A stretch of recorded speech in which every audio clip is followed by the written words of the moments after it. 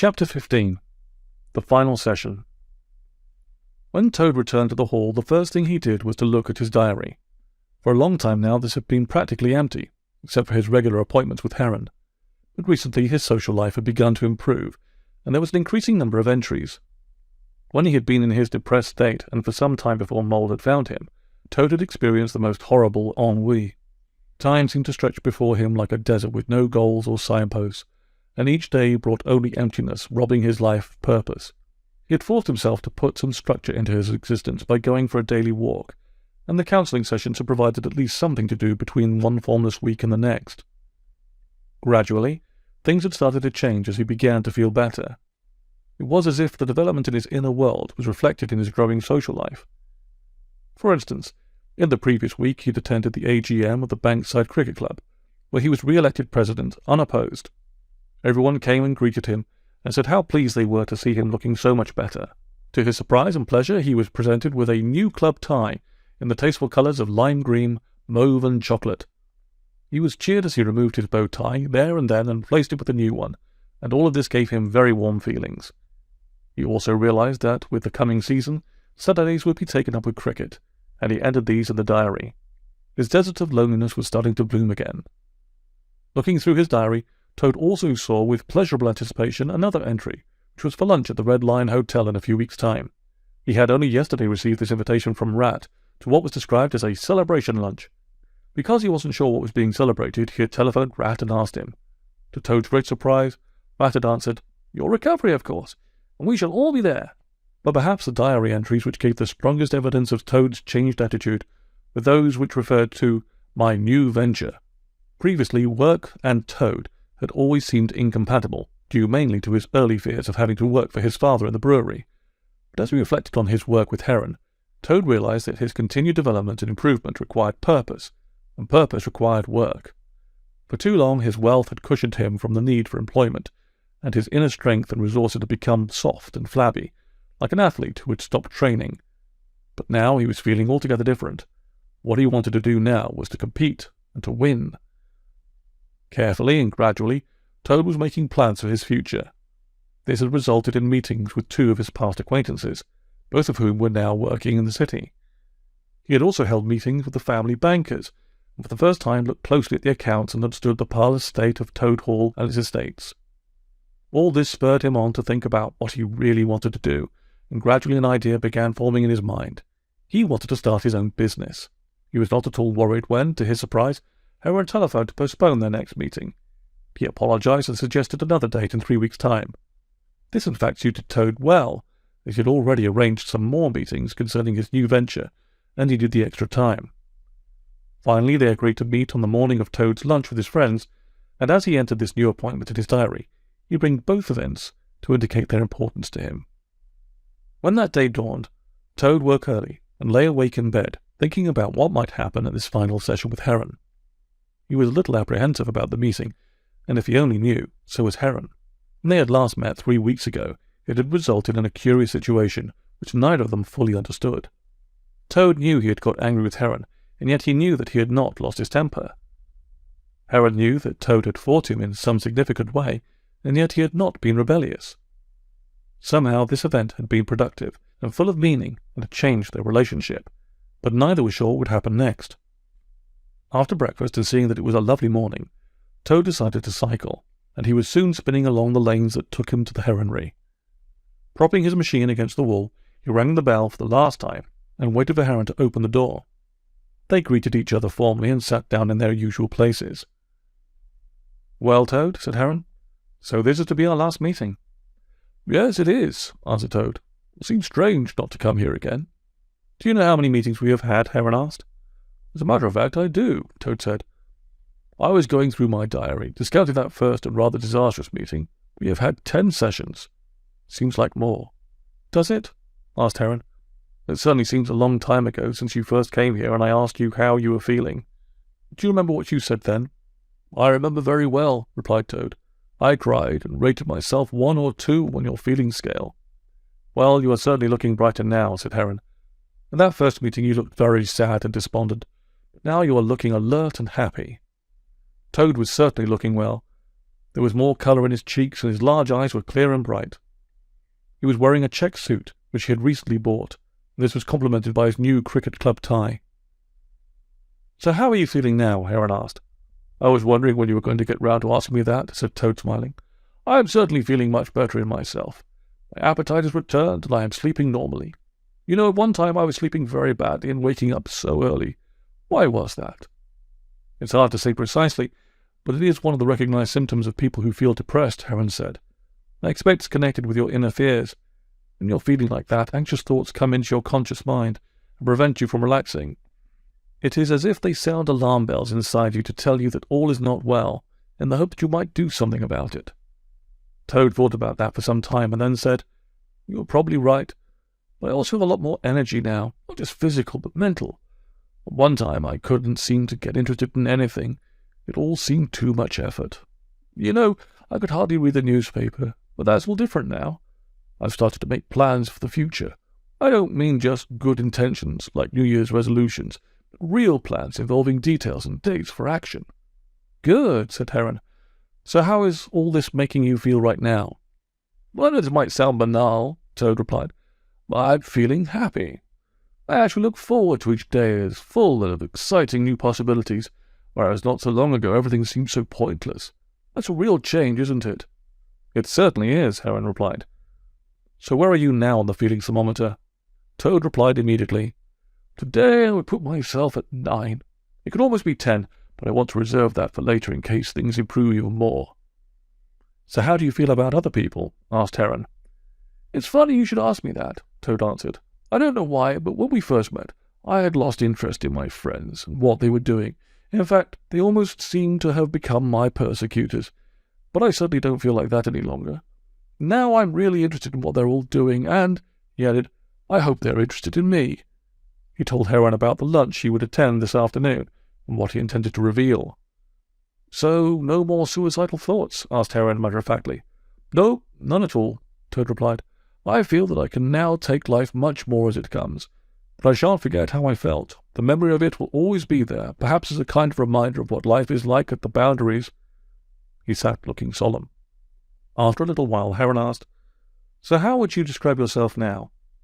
Toad got up and went to the flip chart and opened it to the page which showed the life positions. "Could I be in the 'I'm okay, you're okay' position?" he asked. "It feels almost like tempting fate, but that's how I feel." "That's bravely chosen," said Heron. "Why do you say brave?" asked Toad. "That is really how I feel." "It's brave," replied Heron, "because in selecting that position, you not only make a choice, you have also made a commitment. For life." "What exactly do you mean?" asked Toad, looking puzzled. "I mean that being in the 'I'm okay, you're okay' position is a dynamic, not a static state. You can't get there and say, 'That's it, I've arrived,' as if you've just conquered Everest.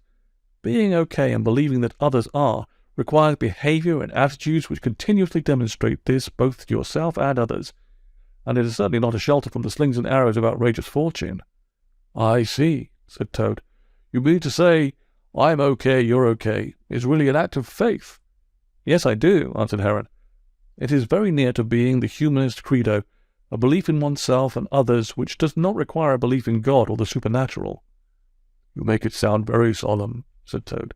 "If by solemn you mean full of importance," Heron replied, "then I don't disagree." There was silence. Then Toad said, "Our relationship has changed, don't you think, Heron? There was a time not so long ago, if you had said that to me, I would have felt that you were putting me down because I had said something stupid. But now I can think about it and see if I agree with you or not. That's certainly a change, isn't it?" "It is," said Heron. "And do you think that this change in our relationship has come about because of me or because of you?" "I know what the right answer to that is," said Toad with a smile.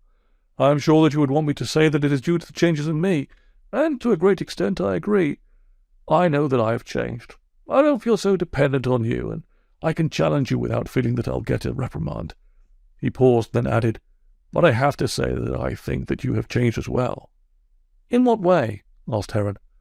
"You don't seem so dogmatic or critical. At one time I used to look to you for the slightest sign of your approval or disapproval, although I have to admit that you usually looked impassive and hid your feelings."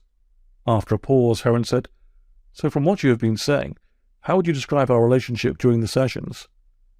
I don't know if you meant it to be so, answered Toad, but a lot of the time I felt that it was a parent-child relationship. I frequently felt dependent on you, and I was always hoping that you would give me some wise words which would provide the answer. And did I? Asked Heron. No, not really, Toad replied.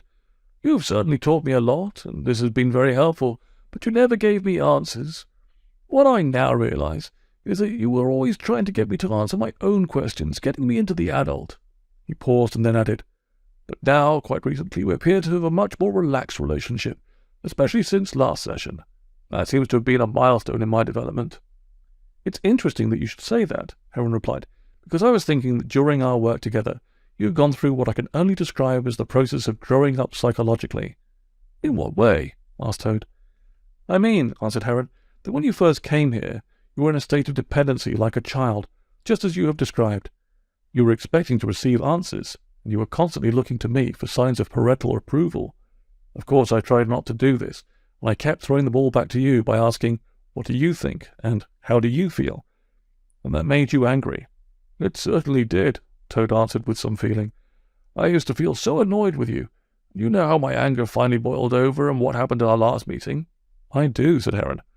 I can see now that it was a very important step in your development. You behaved like a teenager standing up to his parent. You faced up to me as the pendulum of your feelings had swung from dependency to feeling angry and wanting to reject me. In fact, you were being counter-dependent. I was, asked Toad. So why should that event seem so significant to me now? Because, answered Heron, you transferred feelings which you had towards your father onto me. In dealing with me, you at last dealt with him. You actually found the strength and courage to act like a man and not like a child. In doing that, you grew up and moved into adulthood, and as you asserted your own authority, you acted independently. I see, said Toad after a while. So you think that in our work together I have moved from being dependent to feeling counter-dependent, and then finally to being independent. Is that right? Yes, I think it is, Heron replied. In counselling, we work not only with our brains, but with our feelings. Whilst you can begin to understand behaviour intellectually, you can only fully understand yourself through getting in touch with your own emotions. As these become clearer to you, you realise that your feelings are not optional extras that could be ignored, but they are the very centre of yourself. I see, said Toad again thoughtfully. So when I got angry with you last time, are you saying that I changed as a result of that because my feelings were genuinely engaged? Yes, I am, said Heron. You did emotional work, and you learnt directly through the event. Whenever our emotions are genuinely engaged, there is the opportunity for growth. This is true experiential learning, which is how we have learned anything of importance right from birth. That sounds rather anti-intellectual, learning through our emotions, said Toad. What about all our schools and universities? Are they all dedicated to helping people learn through their intellect rather than through their emotions? Don't we need to be able to solve problems and keep our emotions out of things? That's perfectly true, Heron replied.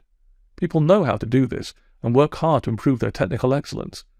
At this moment, for instance, more and more managers are dealing with bigger and bigger technical problems than ever before. There are more people in education than at any previous time. Our colleges and business schools are chock-a-block. The world of intelligence and IQ is thriving. We have never before known so much about our physical world. Here Heron paused and then asked quietly, but what about the world of EQ, emotional intelligence? Just how much do we know about that?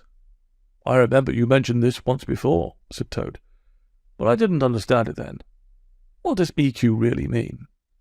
It means, said Heron, understanding your own inner emotional life and being able to control it, and you can see that this is totally different from IQ. So what's someone like who has a high EQ? Asked Toad. In a nutshell, replied Heron, they have great self-awareness and know their own emotions. They can manage their own feelings and bounce back from sadness and misfortune.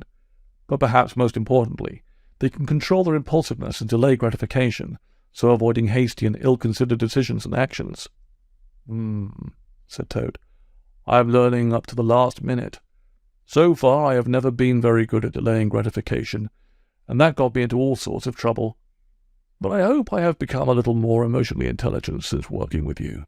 He paused and then said, Is there any more about EQ? Yes, there is, replied Heron. It concerns understanding other people. Someone with a high EQ can recognize how someone else is feeling. You know that this skill is called empathy, but perhaps the greatest skill that results from emotional intelligence is the ability to form good relationships with others through understanding and handling their emotions. And that leads me on to my final point before we finish. Toad was sitting stock still and paying the greatest attention to all that Heron was saying. Emotional intelligence allows you to go further in the direction of your own growth and development because with it, you can move on from being independent to being interdependent. What does that mean exactly? Asked Toad. Independency, replied Heron, implies a sort of pride in being yourself. With all your unique talents and differences and readiness to defend this newfound autonomy, like a nation gaining its freedom from a colonial past. There is nothing wrong with that. But being interdependent suggests a maturity and self-acceptance together with an acceptance of others in spite of their differences. Being interdependent allows you to relate effectively with others and cooperate with them, both socially and at work. Yes, I can see that, but... Toad was never to finish his sentence, for the Heron suddenly interrupted him. Toad, just look at the time. We are 15 minutes late. I'm so sorry. I've been going on rather, I'm afraid. I do apologize, because I know you have another engagement immediately after this. That's all right, said Toad. I've really enjoyed this session, and it won't matter if I'm a bit late for lunch. They both got up from their seats and walked down the hallway, where Toad collected his overcoat from the hall stand and put it on. Oh, Heron, he said, I almost forgot. And he reached into his pocket and took out a package wrapped in brown paper. This is for you. It's a small thank-you present. That's very kind of you, said Heron. Shall I open it now? Yes, go ahead, answered Toad. It's only a little thing. Heron opened the package to reveal a small, beautifully turned wooden bowl, with the light and dark grains highly polished. I made it myself from a walnut tree which blew down in the hall, Toad continued. I've always liked wood turning, and I thought you might like this as a little reminder of our work together. Thank you very much, said Heron. I shall always treasure this. It will remind me of all the things I have learnt from our work together. Really? Asked Toad in some surprise.